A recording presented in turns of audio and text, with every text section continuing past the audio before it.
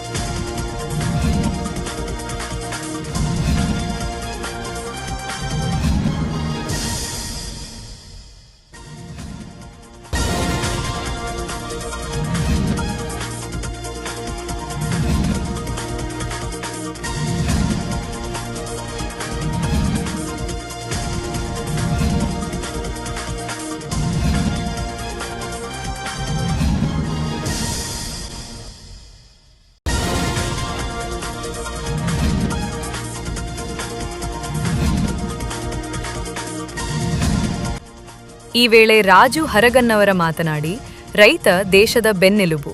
ಆದ್ದರಿಂದ ಆತ ಬೆಳೆದ ಬೆಳೆಗೆ ಬೆಲೆ ಸಿಗಬೇಕಾದರೆ ರೈತ ಸಂಘಟನೆ ಬಹಳ ಪ್ರಮುಖವಾಗಿರುತ್ತದೆ. ರೈತರ ಸಮಸ್ಯೆಗೆ ಸ್ಪಂದಿಸುವ ಚೂನ್ನಪ್ಪ ಪೂಜೇರಿಯವರ ಸಂಘಟನೆಗೆ ಎಲ್ಲ ರೈತರು ಕೈ ಜೋಡಿಸಬೇಕೆಂದು ಹೇಳಿದರು. ಹಾಗೂ ಶಶಿಕಾಂತ್ ಗುರೂಜಿ ಅವರ ನೇತೃತ್ವದಲ್ಲಿ ದೊಡ್ಡ ಹೋರಾಟ, ಇದು ಇತಿಹಾಸ ಪುಟದಲ್ಲಿ ಬರೆದಿರುವಂಥ ಹೋರಾಟ. ಆ ಹೋರಾಟದಲ್ಲಿ ನಮ್ಮ ಊರಾಗಿನವರ ಬರವಣಿಗೆಯಲ್ಲಿ ಅಷ್ಟೇ ನಾವು ಭಾಗಿಯಾಗಿದ್ದು, ಎಲ್ಲರೂ ಭಾಗಿಯಾಗಕ್ಕಾಗಿರ್ಕಿಲ್ಲ. ಆದರೆ ಇವತ್ತೇನು ಗ್ರಾಮ ಘಟಕ ಮಾಡಿದೇವೆ ಅಂದರೆ ಇನ್ನು ಯಾವುದೇ ಹೋರಾಟಕ್ಕೆ ಚುನಾವಣಾ ಕರೆ ಕೊಟ್ಟರೆ ನಾವು ನೀವೆಲ್ಲರೂ ಆ ಹೋರಾಟದಾಗ ಭಾಗಿಯಾಗಲು, ಯಾವುದೇ ಹೋರಾಟ ಇರಲಿ ಅವರ ನೇತೃತ್ವದವರು ನಡೆದಂಥ ಹೋರಾಟದಲ್ಲಿ ನಾವು ನೀವೆಲ್ಲರೂ ಭಾಗಿಯಾಗ್ತೀವಂತಂದು ತಮ್ಮೆಲ್ಲರ ಪರವಾಗಿ ಚುನಾವಣಾ ಪೂಜಾರಿಯವರಿಗೆ ಈ ವೇದಿಕೆ ಮುಖಾಂತರ ಮಾತು ಕೊಡ್ತೇನೆ. ರೈತ ದೇಶದ ಬೆನ್ನೆಲುಬು. ಈಗ ನೋಡ್ರಿ IT BT ಎಷ್ಟೇ ನೀವು ಯಾವುದೋ ತಂತ್ರಜ್ಞಾನ ಏನೇ ಬಂದ್ರು. ಚಿಕ್ಕೋಡಿ ಜಿಲ್ಲಾ ಅಧ್ಯಕ್ಷರಾದ ಮಲ್ಲಪ್ಪ ಅಂಗಡಿ ಮಾತನಾಡಿ, ನಮ್ಮ ಮಡ್ಡಿ ಭಾಗದ ರೈತರಿಗೆ ನೀರಾವರಿ ಸಮಸ್ಯೆಯನ್ನು ಬಗೆಹರಿಸಲು ಅಧಿಕಾರಿಗಳ ನಿರ್ಲಕ್ಷ್ಯವೇ ಕಾರಣ ಎಂದರು. ಕೆಲಸ ಮಾಡೋದು ಅವ್ರು ಏನ್ರ ಸುಧಾರಣೆ ಮಾಡ್ತಾರಪ್ಪ ಅಂತ ಹೇಳಿ ನಾವು ಕೆಟ್ಟು ಮಾಡೋದು, ನಾವೇನ್ರ ಸುಧಾರಣೆ ಮಾಡ್ತೀವಿ ಅವ್ರು ಕೆಟ್ಟು ಮಾಡ್ರಿ ಅಂದ್ರೆ ಸುಧಾರಣೆ ಆಗೋದು ಇವಾಗ.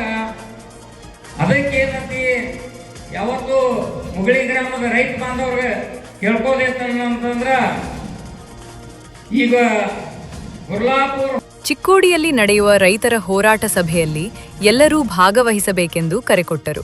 ವಾಸು ಪಡ್ರೋಳಿ ಮಾತನಾಡಿ, ನಮ್ಮ ರೈತರ ಸಮಸ್ಯೆಗಳನ್ನು ಬಗೆಹರಿಸಿಕೊಳ್ಳಲು ಸಂಘಟನೆ ಮುಖ್ಯವಾಗಿದೆ. ಭ್ರಷ್ಟ ಅಧಿಕಾರಿಗಳಿಗೆ ಲಂಚ ನೀಡದೆ ರೈತರ ಬದುಕು ಹಸಿರು ಮಾಡಲು ರೈತ ಸಂಘಟನೆ ಸಹಕರಿಸುತ್ತದೆ ಎಂದರು. ರೈತ ಸಂಘದ ರಾಜ್ಯ ಉಪಾಧ್ಯಕ್ಷರಾದ ಸತ್ಯಪ್ಪ ಮಲ್ಲಾಪೂರೆ ಮಾತನಾಡಿ, ರಾಜಕಾರಣಿಗಳು ತಮ್ಮ ಅಧಿಕಾರದ ಹೋರಾಟದಲ್ಲಿ ನಮ್ಮ ರೈತರು ಬಲಿಪಶುವಾಗುತ್ತಿದ್ದಾರೆ. ಸ್ವತಂತ್ರ ದೊರೆತು ಸುಮಾರು 79 ವರ್ಷ ಕಳೆದರೂ ನಮ್ಮ ರೈತರಿಗೆ ಸ್ವಾತಂತ್ರ್ಯ ದೊರೆತಿಲ್ಲ. ಅದಕ್ಕೆ ರೈತರೆಲ್ಲ ಒಗ್ಗಟ್ಟಿನಿಂದ ಸಮಸ್ಯೆಗಳಿಗೆ ಹೋರಾಡಲು ಸಿದ್ಧರಾಗಬೇಕೆಂದು ಕರೆಕೊಟ್ಟರು. ರಾಜ್ಯ ರೈತ ಸಂಘ ಹಾಗೂ ಹಸಿರು ಸೇನೆಯ ಅಧ್ಯಕ್ಷರಾದ ಚೂನ್ನಪ್ಪ ಪೂಜೇರಿ ಮಾತನಾಡಿ, ರೈತರು ಒಕ್ಕಲುತನದ ಜೊತೆಗೆ ಉಪಕಸುಬುಗಳನ್ನು ಮಾಡಬೇಕೆಂದರು.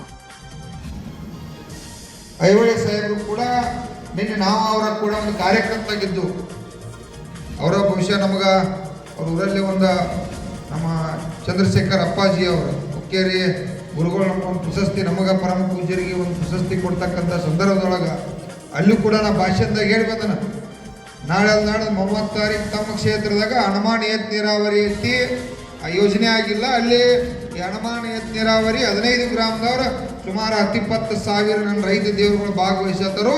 ತಾವು ಕೂಡ ಭಾಗವಹಿಸಬೇಕು, ಬಂದು ಯಶಸ್ವಿ ಮಾಡಬೇಕು. ಆಗಲೇಬೇಕು.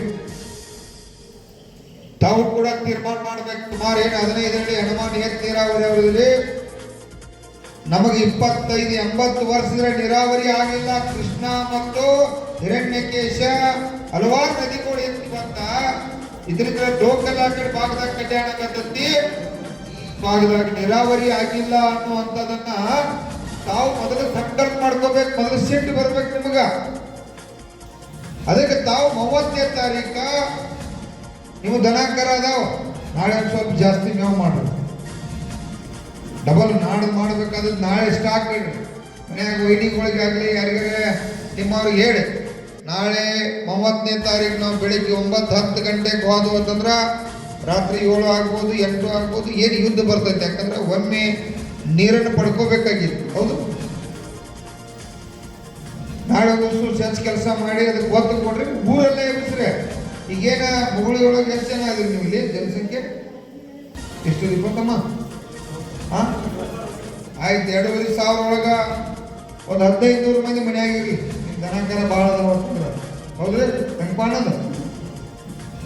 ಒಂದು 1000 ಮಂದಿ ಎಲ್ಲ ಬರ್ಬೇಕಲ್ಲ ನಿಮ್ಮ ರಾಜೀವನ? 1000 ಮಂದಿ ಎಲ್ಲ ಬರಲೇಬೇಕಾ? 1500 ಮಂದಿ ಕೆಲಸ ಮಾಡ್ಲಿ, ಯಾಕಂದ್ರೆ ದನದ ಜೊತೆ ಇರ್ಬೇಕಾಕೈತಿ. 1000 ಮಂದಿ ತರ್ತಕ್ಕಂಥ ಕೆಲಸ ನೀವು ಮಾಡ್ಲೇಬೇಕು. ಮಾಡ್ತಿರಲ್ಲ? ಮತ್ತ ಕೈ ಎತ್ತರ ನೋಡು, ಎತ್ತರ. ಯಾಕೆ ಕೈ ಎತ್ತರ ಅಂತಂದ್ರೆ ನೀರ ನಿಮಗೂ ಬೇಕು, ನಮಗೂ ಕೂಡ ನಿಮ್ಗೆ ನೀರು ಕೊಡಿಸ್ಲೇಬೇಕಂತೇಳಿ ನಮ್ಮ ಸತ್ಯಪ್ಪಣ್ಣ, ಮಲ್ಲಪ್ಪ ಕಡೆ ಹಲವಾರು ಮುಖಂಡ ನಾವು ಕೂಡ ತೀರ್ಮಾನ ಮಾಡಿದ್ವಿ. ಮತ್ತು ಜೈನಾಪುರದಾಗ ಕೂಡ ಅಲ್ಲಿ ಕೂಡಿದ ಊರಾಗ ಒಂದು 5,000 ಮಂದಿ ಒಳಗೆ 4,000 ಮಂದಿ ಬರ್ತು ಅಂತ ಹೇಳ್ಯಾರ. ಅವ್ರು ಎಷ್ಟು ಮಂದಿ ಬರ್ತಾರೆ ಅವ್ರಿಗೆ ಬಿಟ್ಕೊಡಿಸಿ ಊರಾಗ ಎಲ್ಲ ಲೀಡರ್ಗಳು ಕೂಡಿ ನಿರ್ಣಯ ತಗೊಂಡಾರ. ನೀವು 15 ಹೇಳ್ಯಾವ್ರ ಊರಿಗೆ 1,000-2,000 ಬಂದ್ರೆ ನೀವು 20,000 ಮಂದಿ ಕೂಡ್ರಿ ಅಂದ್ರ ಈ ರಾಜ್ಯದ ಮುಖ್ಯಮಂತ್ರಿ ಡಿ.ಕೆ. ಶಿವಕುಮಾರ ಸಾಹೇಬ್ ಏನು ಹುಕ್ಕೇರಿಯಾಗ ಏನ ಹಣಮಾಡಿ ಏನ್ ನೋಡ್ರು ಅದು ನೀರಾವರಿ ಸರ್ಕಲ್ ಬಂದಾಗೈತಿ ಅಂತೇಳಿ ಎಲ್ಲ ಮೀಡಿಯಾ ದೇವರುಗಳ ಮುಖಾಂತರ ಸರ್ಕಾರಕ್ಕೆ ಎಚ್ಚರಿಕೆ ಮೂಡಿಸಿ ಅದಕ್ಕೆ ಏನ ಸುಮಾರು ಏನು ಹಣ ಬಿಡುಗಡೆ ಆಗ್ಬೇಕಾಗಿತ್ತು ತಕ್ಷಣ ಬಿಡುಗಡೆ ಆಗಿ ಕೆಲಸ ಪ್ರಾರಂಭ ಆಗ್ತಕ್ಕಂಥದ್ದು. ಅದಕ್ಕೆಲ್ಲ ತಮ್ಮ ದೊಡ್ಡ ಪಾತ್ರ ಇತ್ತು. ಅದ್ರ ಜೊತೆ ನಮ್ಮ ರಾಷ್ಟ್ರೀಯ ಈ ಕೋಟ್ರು ಟು ಬಿಜಾಪುರ ಅಂತೇಳಿ ಒಂದು ರಾಷ್ಟ್ರೀಯ ಹೆದ್ದಾರಿ ಮಾಡತ್ತಾರ. ಗೋಟ್ರದಿಂದ ಸುಮಾರು ಚಿಕ್ಕೋಡಿ ಭಾಗದಾಗ ಅಲ್ಲಿ ಹಾಲಟ್ಟಿ ಜೈನಾಪುರ ಈ ಭಾಗದಾಗ ರೋಡ್ದಲ್ಲಿ ಹೋಗ್ತಕ್ಕಂಥ ರಸ್ತೆ ಒಳಗ ಹಾಲಟ್ಟಿ ಏರಿಯಾದಾಗ ಸುಮಾರು ಎಕರೆಕ 10 ಕೋಟಿ 5 ಕೋಟಿ ಕಿಮ್ಮತ್ ಆಗ್ತಕ್ಕಂಥ ಭೂಮಿ ಐತೆ, ರೇಟ್ ಐತೆ.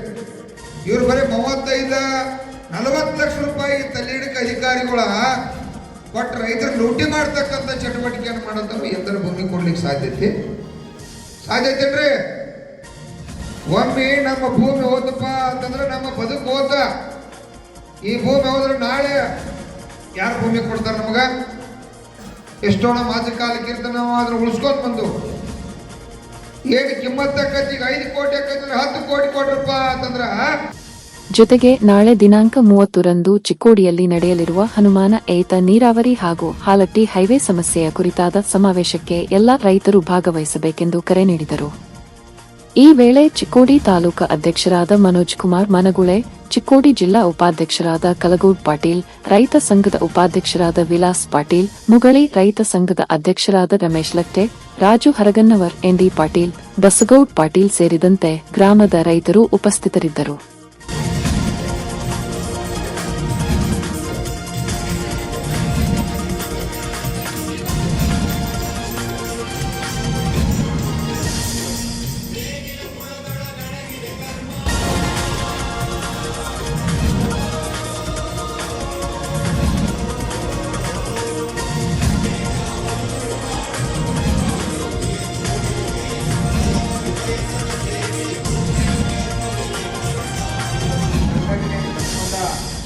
ಪ್ರತಿಯೊಬ್ಬರು ಇವತ್ತ ಎಲ್ಲದಕ್ಕೂ ಒಂದು ಸಂಘಟನೆ ಮಾಡ್ಕೊಂಡಾಗ ನಮ್ಮ ಇಡೀ ದೇಶದಲ್ಲಿ ಇವತ್ತು ನಾವು 70% ಇರುವಂಥ ಜನ ನಮ್ಮ ಸಂಘಟನೆ ಯಾಕೆ ಇವತ್ತು ನಮ್ಮ ಹಕ್ಕುಗಳನ್ನ ಪಂಚ್ ನ್ಯೂಸ್ಗಾಗಿ ಮುಗಳಿಯಿಂದ ಕಲ್ಲಪ್ಪ ಬಡಿಗೇರ್.